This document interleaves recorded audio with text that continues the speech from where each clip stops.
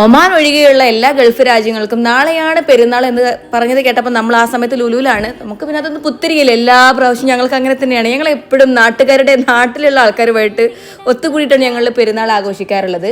ആ ഒരു ന്യൂസ് കേൾക്കുമ്പോൾ തന്നെ നമുക്ക് ഇവിടെ പെരുന്നാൾ പൊലിവ് സ്റ്റാർട്ടായിട്ടോ. ശരിക്കും പറഞ്ഞാൽ ഈ ന്യൂസ് കേൾക്കുന്നത് നമ്മൾ ലുലുവിലുള്ള സമയത്തായിരുന്നു. ആ സമയത്തിന് നമ്മൾ എല്ലാ സാധനങ്ങളും പർച്ചേസ് ചെയ്യാൻ തുടങ്ങിയിട്ടുണ്ടായിരുന്നു. അപ്പോൾ ഒട്ടുമിക്ക സാധനങ്ങളൊക്കെ അവിടെ തന്നെ വാങ്ങി. മൈലാഞ്ചി, സ്റ്റെൻസിൽ, ഇങ്ങനെയുള്ള മെയിൻ സാധനങ്ങളൊക്കെ വാങ്ങി വന്നു. തനൂസിന്റെ ഈ മൈലാഞ്ചി ആക്രാന്തം കാണുമ്പോൾ എനിക്ക് പണ്ടത്തെ എൻ്റെ പഴയ കാലമാണ് ഓർമ്മ വരുന്നത്. ഞാൻ ഇതുപോലെ ആയിരുന്നു. എൻ്റെ അയൽവക്കത്ത് പോയിട്ട് ഇങ്ങനെ ക്യൂ നിൽക്കുക ചെയ്യുക മൈലാഞ്ചി ഇട്ട് തരാൻ വേണ്ടിയിട്ട്. പെൺമക്കളുള്ള എല്ലാ മാതാപിതാക്കൾക്കും കണക്ട് ചെയ്യാൻ വേണ്ടി പറ്റും. ഭയങ്കര രസമായിരിക്കും നമുക്ക് പെരുന്നാൾ. അവരിങ്ങനെ മൈലാഞ്ചി ഇടുന്നത് കാണാനും പെരുന്നാൾ രാവിലെ അവരുടെ കൈയൊക്കെ ചുവന്നൊന്ന് പോയി നമ്മൾ നോക്കുന്നതും ഒക്കെ ഒരു രസമാണ്. എനിക്ക് കുറച്ചും കൂടെ കുട്ടികളായി കഴിഞ്ഞതിന് ശേഷം കുറച്ചും കൂടെ എനർജിയാണ്. നമുക്ക് ആരോഗ്യമില്ലെങ്കിലും നമ്മൾ കുറച്ച് ടയേർഡ് ആണെങ്കിലും ഇവരെ മുഖം കാണുമ്പോൾ പെരുന്നാൾ കുറച്ചും കൂടെ പൊലിവാക്കാം, ഒന്നും കൂടെ ഉഷാറാക്കാം, ഒന്നും കൂടെ വെറൈറ്റി ആക്കാം. ഇവരൊക്കെ കൂടെ ഉണ്ടല്ലോ, കുറെ ആൾക്കാരുണ്ടാകുമ്പോൾ നമുക്ക് കുറച്ചും കൂടെ ഒരു ഹരല്ലേ. ബാവ നമ്മുടെ അടുത്തേക്ക് വന്നിട്ടുണ്ടായിരുന്നു പെരുന്നാൾ തലേന്ന് തന്നെ. അപ്പം നമ്മളെല്ലാവരും കൂടെ പുറത്തേക്ക് ഇറങ്ങി തെക്കുബീറും കാര്യങ്ങളൊക്കെ ചൊല്ലി നല്ലൊരു ഹരാണ്.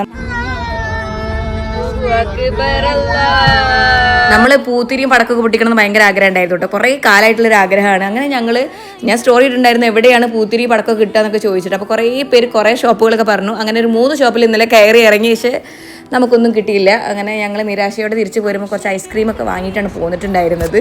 ഞാൻ ഷോപ്പിൽ നിന്ന് ഇറങ്ങി വന്ന് നോക്കുമ്പോൾ ഈ അങ്കിൾ വാല നമ്മുടെ ചെറിയ കുട്ടിക്ക് ഐസ്ക്രീം കൊടുത്തോണ്ടിരിക്കുകയാണ്. ഇവരോട് കൊടുക്കണ്ടെന്ന് പറഞ്ഞിട്ട് എന്ത് കാര്യം, ആരോട് പറയാൻ ആരെ കേൾക്കാൻ.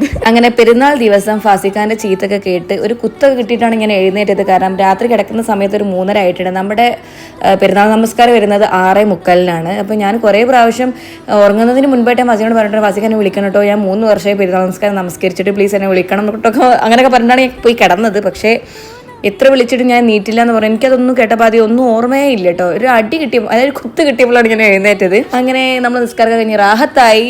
ഒരുപാട് പേര് നിസ്കരിക്കാനുണ്ടായത്. എനിക്ക് തോന്നുന്നു 2000 ആൾക്കാരെങ്കിലും ഉണ്ടാവും. നിസ്കാരം കഴിഞ്ഞ് റാഹത്തോടു കൂടി തിരിച്ചു വരുന്ന സമയത്ത് കുട്ടികളൊക്കെ കുറേ മിഠായിയൊക്കെ പിടിച്ചിരിക്കുന്നു. കുട്ടികളുള്ള ആൾക്കാർ എന്തായാലും മിഠായി കളക്ട് ചെയ്യും. ഞാൻ വന്ന് നോക്കുമ്പോണ്ട് ഫാസിക്കും ബാവയും ഇതുപോലെ മിഠായിയൊക്കെ പിടിച്ച് നിൽക്കുന്നുണ്ട്. അപ്പം വീട്ടിൽ കുട്ടികളുള്ളവരൊക്കെ അറിയാമല്ലോ, നമ്മളെല്ലാവരും വീട്ടിലേക്ക് ഇതുപോലെ മിഠായി പിടിച്ചുകൊണ്ടല്ലേ പോവുക. അപ്പം നല്ല സണ്ണും കാര്യങ്ങളൊക്കെ ഉള്ളത് കൊണ്ട് നമ്മൾ നല്ല അടിപൊളിയായിട്ട് ഫോട്ടോസും കാര്യങ്ങളൊക്കെ എടുത്തു. നല്ല അടിപൊളിയായിരുന്നു. ഞാൻ എന്താ പെരുന്നാൾക്ക് ഈ ഒരു ഡ്രസ്സാണ് ട്രെൻഡിയോളിൽ നിന്ന് വാങ്ങിയിട്ടുള്ള ഈ ഡ്രസ്സായിരുന്നു ഇട്ടിട്ടുണ്ടായിരുന്നത്. ഇങ്ങനെ വീട്ടിൽ വന്ന സമയത്ത് നമ്മൾ ചെറുപയർ പായസം വേണമെന്ന് പറഞ്ഞ് ഭാവിയും ഫാസിക്കും. അപ്പോൾ അതാണ് നമ്മൾ ഉണ്ടാക്കുന്നത്. നമ്മുടെ പുതിയ പാത്രത്തിലാണ് ഉണ്ടാക്കുന്നത്. അടിപൊളി പാത്രമാണ്. സൈഡിൽ 2 പിടിയും ചൂടാകുന്നുണ്ടോ ചോദിച്ചിരുന്നു. ഒരുപാടൊന്നും ചൂടാകുന്നില്ല. കൂടുതൽ ചൂടായി പൊള്ളിപ്പോകുന്ന ഒരവസ്ഥ ഒന്നുമില്ല കേട്ടോ. അപ്പോൾ നല്ല രീതിയിൽ നിങ്ങൾക്ക് യൂസ് ചെയ്യാൻ നല്ല അടിപൊളി പാത്രമാണ് കേട്ടോ.